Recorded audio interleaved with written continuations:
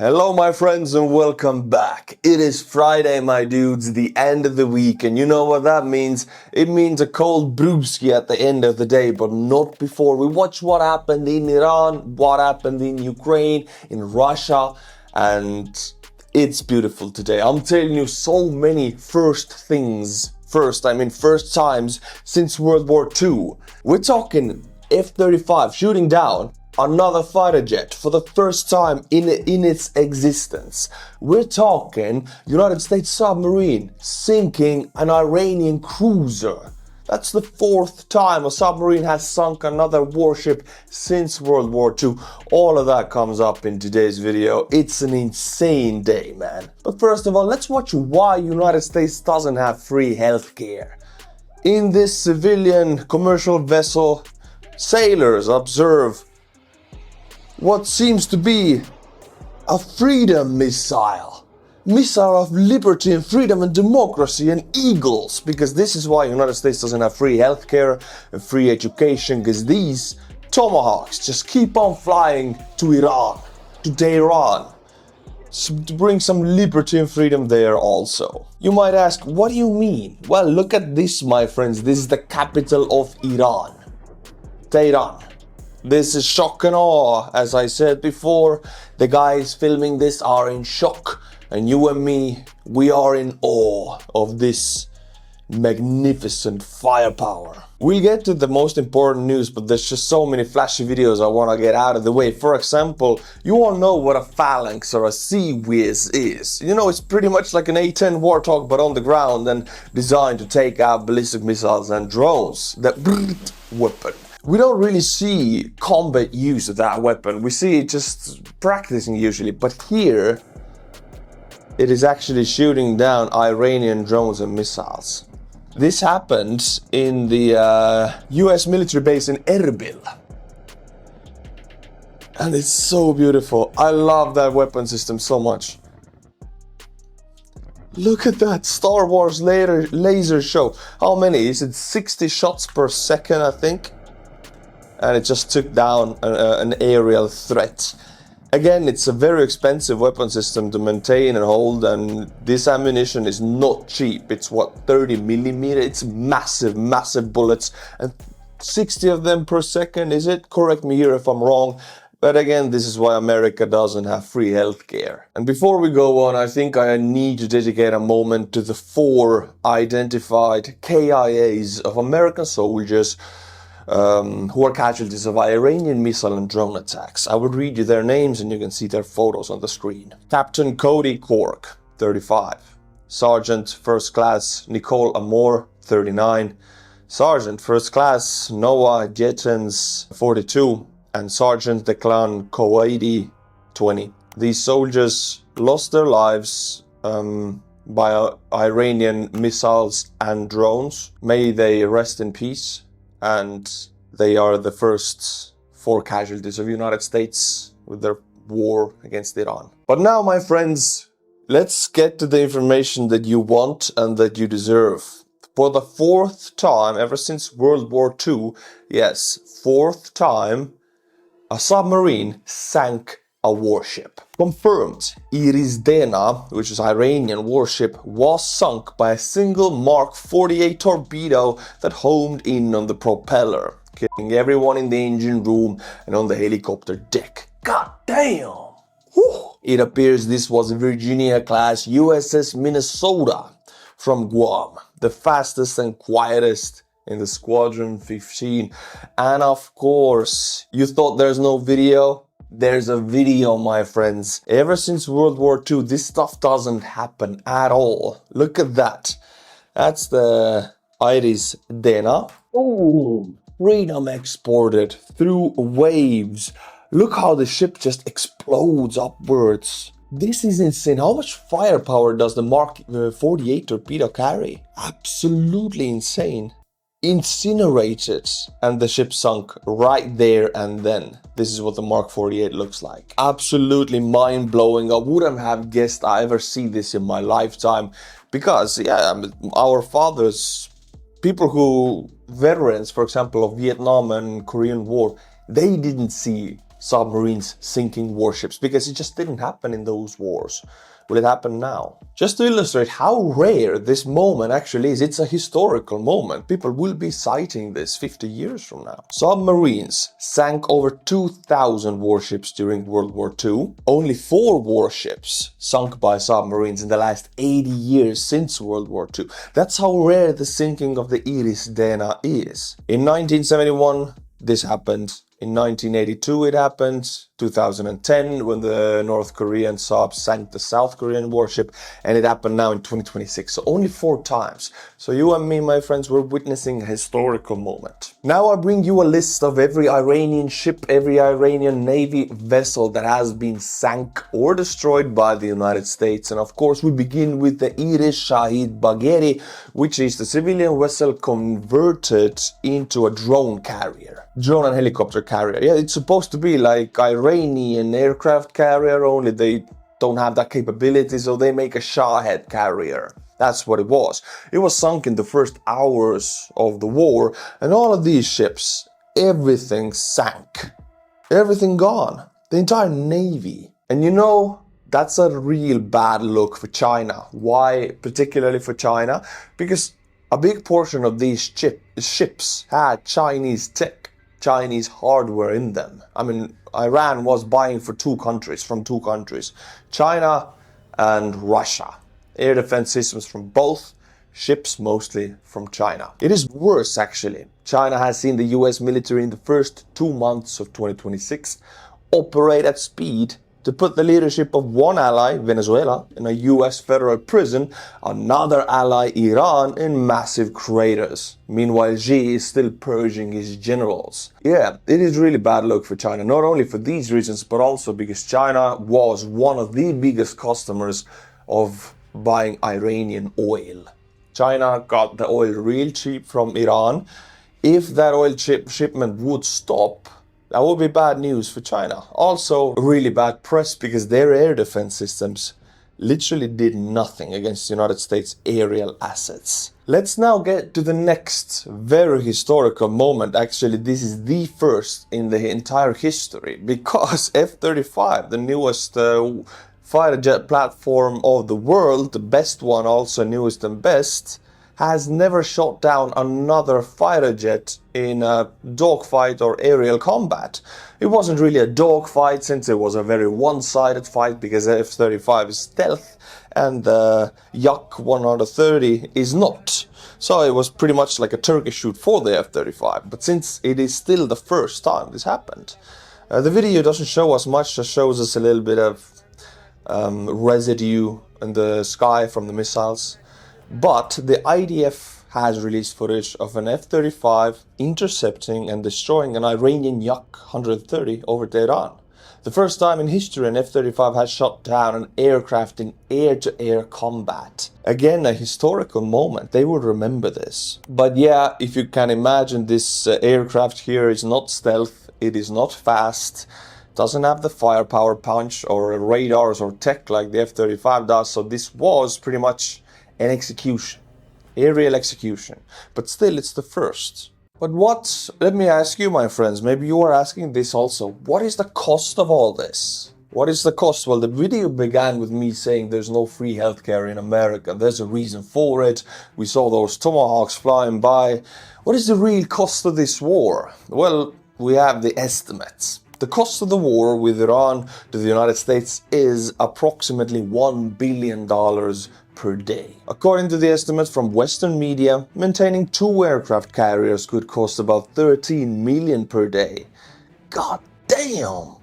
Roughly $43.8 million alone could be spent on 1,250 suicide drones, a price of $35,000 each. And that's the Lucas, low-cost, sorry, forgot the name, Shahed copycat of America, you know. Operating B-2 Spirit strategic bombers cost between 130 and 150k per flight hour. Damn, how expensive these flight hours are, and the maintenance. This is why the Russians don't maintain their aerial assets and they keep flying off the sky, because it's damn expensive and requires a lot of man hours of work. 150k per hour of flights. Tomahawk cruise missiles cost about 2 million each. We saw that video of them flying by. That's 2 million, 2 million, 2 million, boom. 2 million builds you a school, or it gets you a Tomahawk of freedom. And THAAD interceptor missiles cost about 12.8 million each. Damn, it's so expensive. The Pentagon will likely request an additional $50 billion for emergency military funding. Yeah, I'm not even gonna pretend I can know what's going on in the United States budget. Not my business at all. Just, I want to look, this war is expensive. And I'm so glad this war is happening. I'm not going to even hide it. Iran is the enemy of the free world. Bomb it to the Stone Age. And I gotta say thank you to the Americans for paying that price. I gotta say thank you, honestly, yeah. Because Iran would be sending these drones to Russia, would be sending them to Ukraine. Now that is not happening. So, thank you. 50,000 United States troops, 200 jets and 2 aircraft carriers are engaged in 24/7 strikes into Iran from seabed to space and cyberspace, with more assets on the way, and that's official from CENTCOM. That's insane. The biggest military in the world has devoted 2 aircraft carrier strike groups and 50k troops to this war. This is not a special military operation like they said themselves, a special I don't know what name they put to it. This is a full-scale war. Only thing that's missing is boots on the ground, but you don't need that if you have overwhelming air superiority, which the United States has. Boots on the ground would give them nothing at this point except casualties. In my eyes, personally, United States has shown us how a blitzkrieg of air power is done, and they have proven that they are the best military in the world and no one comes even close. I am honestly in awe looking at Operation Epic Fury. My friends, when I last mentioned Buy Me a Coffee monthly members in previous video, you guys actually enjoyed it and you joined up. 4 new members joined up, and this makes me really happy. It makes sure I can continue doing these videos, which is always my main, source of stress, if I can continue doing this. Turns out I can, thanks to these 4 people, and I'll be butchering their names now. Dallas Dorrington, Shavn Hiland, Someone wants to be anonymous. Well, thank you, Someone. Rebecca Harrington. We have Dallas Dorrington and Rebecca Harrington. That's really nice. Thank you. If you like my channel, buy me a coffee, link is in the description below. Let's continue on the Iran war, because now we got even more information of how Ayatollah Khamenei was actually struck. In every video there's new details about it, and it gets spicier and spicier. This is how the strike on Khamenei reportedly went down. Israel made it look like the military was shutting down for Sabbath dinner. Photos showed generals leaving the headquarters, then they quietly returned later in disguise. Wow. Meanwhile, Israel had already hacked Tehran's camera network and tracked Khamenei's bodyguards for years. When the moment came, they jammed a nearby phone tower so no warnings could get through and launched Blue Sparrow missiles, the kind that goes into space and come back down, almost impossible to intercept. Khamenei, his wife, family members and Ahmadinejad were all killed that Saturday morning. Years of planning, minutes to execute. God damn. And what was supposed to be defending Khamenei? Well, we know exactly what. It was the Russian S-300s and S-400, and it was the Chinese HQ-9B long-range air defense systems. Look at them, these bad boys that Iran bought from China, and they received them, or also last year, 2025, they received last batch of these. When was it? Iran receives them from China. It was July 2025 when they received these, and it was February, March 2026 when these did nothing to defend Khamenei. And countries who are buying these Chinese air defense systems, multiple countries actually, they're reconsidering talks with China, because this air defense systems HQ-9B has proven completely useless, and it is expensive. Alright, let's look at Iranian retaliation. They fired a lot of drones, a lot of missiles. Now, soon, almost a week has passed and we have the stats of how many they exactly fired and how many they are now not firing. This is the chart. February 28th, March 1st, 2nd, 3rd, 4th, and this is the projection.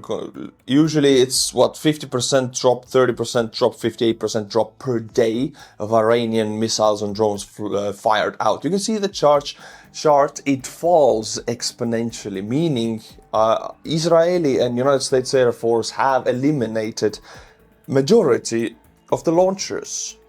For Iran to launch ballistic missiles, they need these massive truck-sized launchers. You cannot launch them from any random vehicle or pickup truck. You need a specific vehicle. Iran had about 400 of these vehicles, 300 out of which have now been bombed to smithereens, knocked out cold. They're sleeping with the fishes. I have many different charts that show the same thing here, just to illustrate it for whichever charts pleases your eyes. Here's another one. Iranian ballistic missile and drone launches to date. It's falling. It is showing clearly that Israeli and United States Air Force tactics are working. This statistics doesn't lie. Iran fired 538 ballistic missiles at 4 Gulf states in the first 4 days of war. Gulf air defense has intercepted 521 of them. That's a 97% success rate. That's fantastic. What's not so fantastic is that almost all of these interceptions were done with Patriots, which is one of the most expensive way to intercept a missile or a drone. Let's look at the math. The intercept ratio isn't 1 to 1. Usually it's firing 2 to 2.5 interceptors per missile. The math. 521 ballistic missile intercepted across UAE, Kuwait, Qatar and Bahrain. At 2 times per missile, it's 1,040 interceptors expended. How many PAC-3 Patriots do the 4 Gulf states have in their inventory? Well, in total, they're supposed to have 1,775, 1,000 of which has already been expended. So you can see the issue here. They cannot keep up. Patriot missiles are produced very slowly and they're very expensive. Iran has shot out their cheap drones and missiles like it's garbage. So basically you're intercepting garbage with Lamborghinis. You can do it. Patriot is super good at doing that. But it's so expensive. That's the issue here. You can see the issue. The Middle East, pro-United States Middle East, will run out of Patriot missiles. The fight to the time right now is whether United States and Israel can destroy Iranian launchers before Patriot missiles run out. That's what the fight goes over right now. And the answer will arrive to us within a week. Within a week we know one or the other. By the way, I always talk about these destroyed launchers, Iranian launchers. What do they actually look like? Well, this is a generic Iranian ballistic missile launcher. That's what it looks like before being destroyed. This is what it looks like when it's being liberated, when freedom has been expanded upon it. You know how they say in church, let Jesus, inside you. Well, this Iranian ballistic missile launcher let the liberty of an American tomahawk inside it. I'm enjoying myself way too much here, as you can see. Here on the map, you can see the list of countries Iran has attacked. And many of these countries, close to half of these countries, were neutral towards Iran before 1 week ago. Iran struck these countries. For example, let's take Azerbaijan. This happened only yesterday. They struck Azerbaijan deliberately. Azerbaijan was definitely not against Iran. They were kind of neutral towards it. Other countries were also neutral. But Iran struck them, making them into an enemy. Some of these countries, after being struck by Iran, allowed the United States to use their skies for the planes or their bases. So nobody really knows why Iran did that. They're like the Third Reich in the final days with the V2 rockets. They did not change anything, but they were purely a terror weapon. Dying regimes always do that. They want to take the world with them, explode the whole world. This is why Iran can never have a nuclear weapon. This is what they would do if they would be threatened. Now let's pivot over to Ukraine, but still in the Middle East, in the Iranian war context, because Volodymyr Zelensky himself reports that we received a request from the United States for a specific support in protection against the Shaheds in the Middle East region. I gave instructions to provide the necessary means and ensure the presence of Ukrainian specialists who can guarantee the required security. Ukraine helps partners who help ensure our security and protect the lives of our people. Glory to Ukraine. Ukrainians are notoriously good at intercepting Shahed drones very cheaply. In a massive scale, we're talking hundreds per day. They have cheap interceptor drones, about so big. They're like mini missiles, but very cheap, a few $100s each. They also have mobile drones with 50 cals that are just mounted on the back of the trucks. And they have laser finders and sights that just identify Shaheds and they just shoot them down. All these people have countless hours of experience of taking down these targets, which the armies of the Middle East don't. They just haven't had the practice. So if Ukraine shares this kind of experience and this kind of tech, it's gonna be a massive boost for the defense against Shaheds for the Middle Eastern countries. And they really do need that. And I think it's beautiful that the United States has actually requested this kind of support. Zelensky shows here that they want to help. They definitely do want to help, given the opportunity. And they do. I'm glad to see that, honestly. All right. Now the topic changes to Russo-Ukrainian war. I mean, it's all connected. It's all one war. In the end, it is Russia, China, North Korea, Iran, it was Syria, it was Venezuela against the Western free world. Well, now let's pivot to another part of this one great war. Ukrainian Navy shot down a Russian helicopter, Ka-27. We got this photo. I cannot confirm to if this is the specific photo, but this was the photo released with this report. So, I don't know, maybe does it look like the Russians can put back this chopper with duct tape? Maybe, maybe not, I don't know. But it's one Ka-27 fewer. Really fast, let's look at the map, how the Ukrainian counteroffensive in the south is going. It is going steadily. They are taking ground. They actually passed Verbova right here. About a week ago, they were at the outskirts of this village. Now they have passed it. So they're pushing the Russians back. And of course, these flanks will have to be pulled back. But Russians don't pull back their forces, so they will be surrounded. That's the usual outcome. Last time they pulled back was 2 instances. They did that in Kharkiv in 23.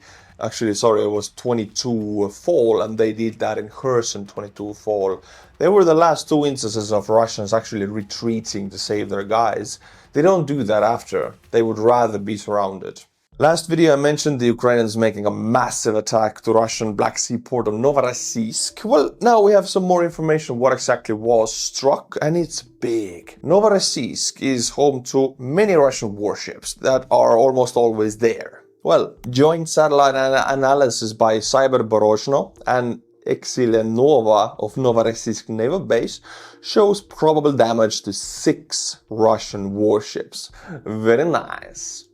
Frigates, Admiral Esen and Admiral Makarov. Minesweepers, Valentin Bikul and Ivan Golubets. Corvettes, Kasimov and Yeisk, and Project 12700 Minesweeper. Deeper analysis is ongoing, with initial assessments suggesting the damage may not be extensive.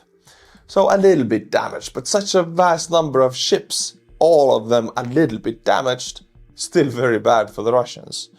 The fact that Ukrainians can damage such a vast number of Russian ships in port is already mind-blowing. And to end today's video, let's look at the new information we got about the Russian LNG, liquefied natural gas carrier, which Ukraine struck. This is insane because Ukraine hasn't struck these carriers while they were full. Well, this one was full. How can you tell? Well, because look at what kind of a hole was left after the explosion. It was simultaneously attacked by 4 drones and 2 maritime drones. 4 from the air and 2 from the sea, all banging to the same place, making a massive hole. Innuendo is intentional here. And the fire was seen 100 kilometers away from the sea, because light travels, very far in the sea. Oh yeah, you can see it up close also. It was burning very beautifully. For comparison, just so you understand how expensive these hits are, the construction cost of a 135 cubic meter LNG carrier is approximately $170 million. by 2018 price. Right now it's about $250 million. So this is a massive loss. The gas inside costs about $50–60 million. The ship itself, $200 million.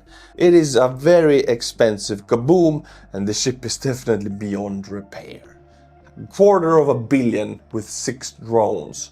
That's what we're talking. That's a return of investment here is wow. My friends, this was it. A lot of great news in this video. I will be back for you every Monday, Wednesday and Friday. So if you like my channel and this style of videos, be sure to subscribe to the channel and become a member and buy me a coffee so I can butcher your name to oblivion and back. Until my next video, Slava Ukraini and bye bye.